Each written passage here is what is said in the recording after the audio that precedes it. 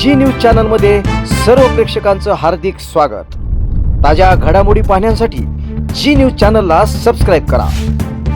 सद्गुरू ग्रामविकास प्रतिष्ठान संचलित dynamic English school कर्जतमधील इंग्रजी माध्यमाची उत्कृष्ट निकालाची परंपरा असलेली पहिली शाळा CBSE आणि स्टेट बोर्ड अशा दोनही अभ्यासक्रमांची सोय, सर्व परीक्षांसाठी तज्ज्ञ आणि अनुभवी शिक्षकांचं विशेष मार्गदर्शन।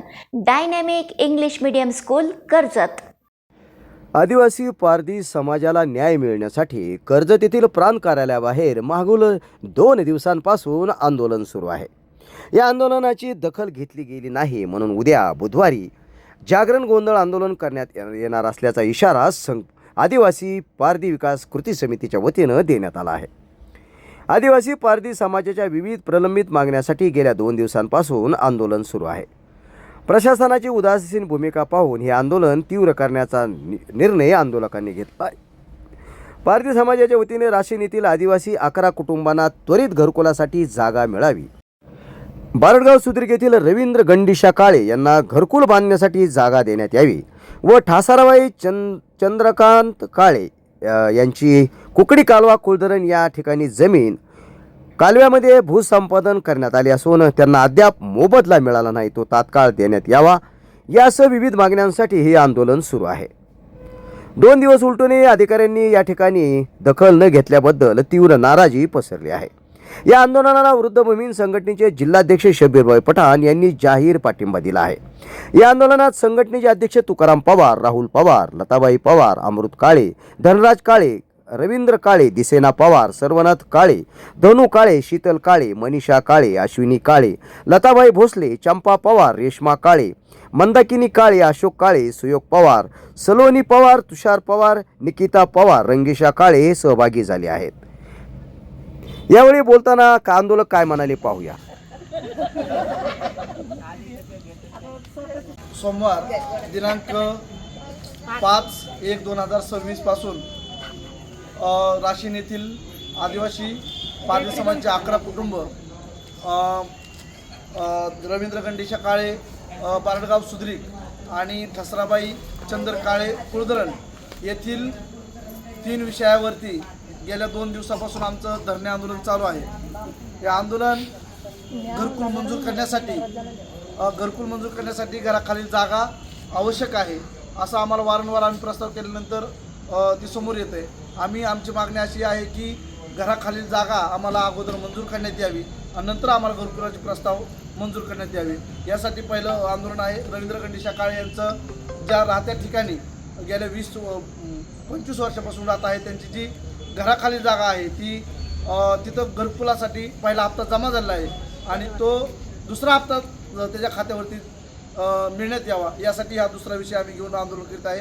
तिसरा विषय ठसराबाई चंद्रकाळे 2001ला त्यांच्या रानातून भूसंपादन झालं कुकडी विभागाचा आणि त्यांना रुपयाही मोबदला भेटला नाही। ते आता जवळजवळ 70 वर्षाचे आहेत, त्यांना रुपयाही मोबदला न मिळाल्यामुळे ते आता थकलेले आहेत। तर त्यांचा मोबदला मिळण्यासाठी आम्ही त्यांच्या प्रशासनाला आम्ही मागणी केली की विचारणा केल्यास त्यांनी सांगितलं की लय अडचणी आहेत, लय हे आहेत।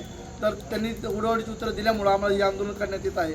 आमचं जर हे आंदोलन जर ह्या 2 दिवसात मार्गी लागलेलं नाही तर उद्याच्याला आम्ही उद्याचं परत आम्ही दुसरं आंदोलन ह्याच्यामध्ये घेत आहे। जागरण गोंधळ आंदोलन उद्या 10 वाजता आम्ही जागरण गोंधळ इथं या ठिकाणी करणार आहे। तसं आम्ही पत्र प्रांत साहेबांना, पोलीस प्रशासनाला आणि पंचायत समितीला आम्ही दिलेलं आहे। तर आम्ही उद्या आंदोलन कंटिन्यू चालू करीत आहे। तर दखल नाही घेतल्यास पुन्हा पुढं तीव्र आंदोलन करण्यात येणार आहे। राहिलेल्या समाजाला काय वाटतं, हे 11 कुटुंबांचं राशीनचं झाल्यानंतर बाकीच्या राहिलेल्या कुटुंबांना परत सगळ्यांना मिळणारच आहे, पण सगळ्यांनी साथ द्या, सगळ्यांनाच जमीन मिळावी। ज्यांना जे भूमिहीन आहेत त्यांना मिळालीच पाहिजे। साहेब, आमच्या महिला कुठं राहतात, उघड्यावर राहतात, उघड्यावर आंघोळ करतात, उघड्यावर लघवीला बसतात। आम्ही काय करायचं? आमचे लहान लहान लेकरं असतात, ते रानावनातून कुठं जंगलातून पहिले फिरत होते, आता कुठं तरी गावात जागा असूनही आम्हाला का जागा देत नाही? आमचा हक्क आहे ना। आम्हाला ग्रामसेवकांनी सांगितलं होतं तुम्ही 20 जणांचे प्रकरण जात फक्त कास्ट सर्टिफिकेट द्या, आम्ही लाईट देतो, रस्ता देतो, पाणी देतो, तुम्हाला घरं देतो। मग ते कुठे गेले? आता काही येत नाही। आम्ही 1 वर्षापासून हे डॉक्युमेंट दिलेले 1 वर्ष झालं, तरी पण राशीनचं अजून कुठलंच काय आलं नाही। 1 वर्षात काय केलं साहेब? आम्ही काय करायचं? आणि ते रवींद्र गंडी शाळेचं त्याचं बी पूर्ण झालं, त्याला तर पहिला हप्ता मिळून सुद्धा त्यांना काल आश्वासन दिलं बीडू साहेबांनी की बाबा आम्ही उद्या जाऊन उद्या तुमचा प्रस्ताव द्या, आम्ही उद्या तुम्हाला हप्ता काढून देतो. कुठे गेले मग आज ते? आणि ते ठासराबाईचं त्यांचं तर ते बोललेले ते पण काढून देतो म्हणले. आम्हाला काय नको साहेब, आमचा न्याय आम्हाला मिळायला पाहिजे, आमचा हक्क आम्हाला मिळायला पाहिजे, त्याशिवाय आम्ही हे धरणे आंदोलन सोडणार नाही. उद्या जागरण गोंधळाचा कार्यक्रम होईल, त्यानंतर पुढचं आंदोलन होईल. तरी पण आम्ही हे व्यवस्थित नाही केलं तर आम्ही पुढचं अजून तीव्र आंदोलन करू असं आम्ही शासनाला.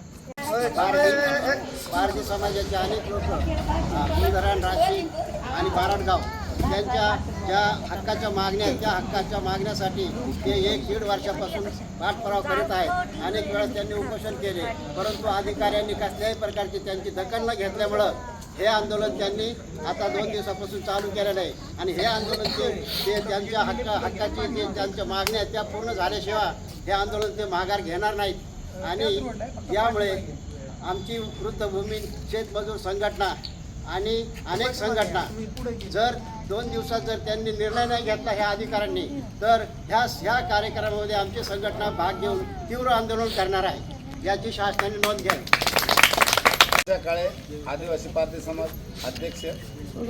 माझा समाज शिक्षणातून वंचित आहे गावठाण्यात जागा न दिल्याबद्दल.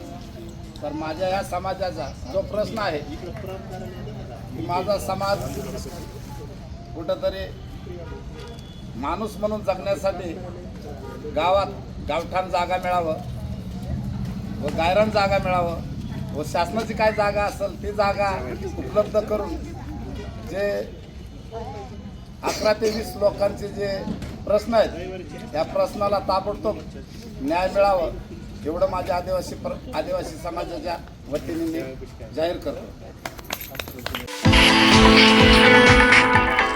आता तरकारी पिकं, फुलझाडं, फळझाडं आणि आयुर्वेदिक वनस्पतींची रोपं आपल्या कर्जतमध्ये.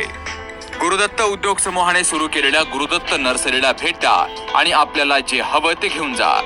शेतकरी बांधवांसाठी सर्व प्रकारची तरकारी पिकांची रोपं, त्याचबरोबर आकर्षक फुलझाडं, फळझाडं आणि आयुर्वेदिक वनस्पतींची रोपं मिळण्याचं विश्वासार्ह खात्रीशीर ठिकाण म्हणजेच गुरुदत्त नर्सरी.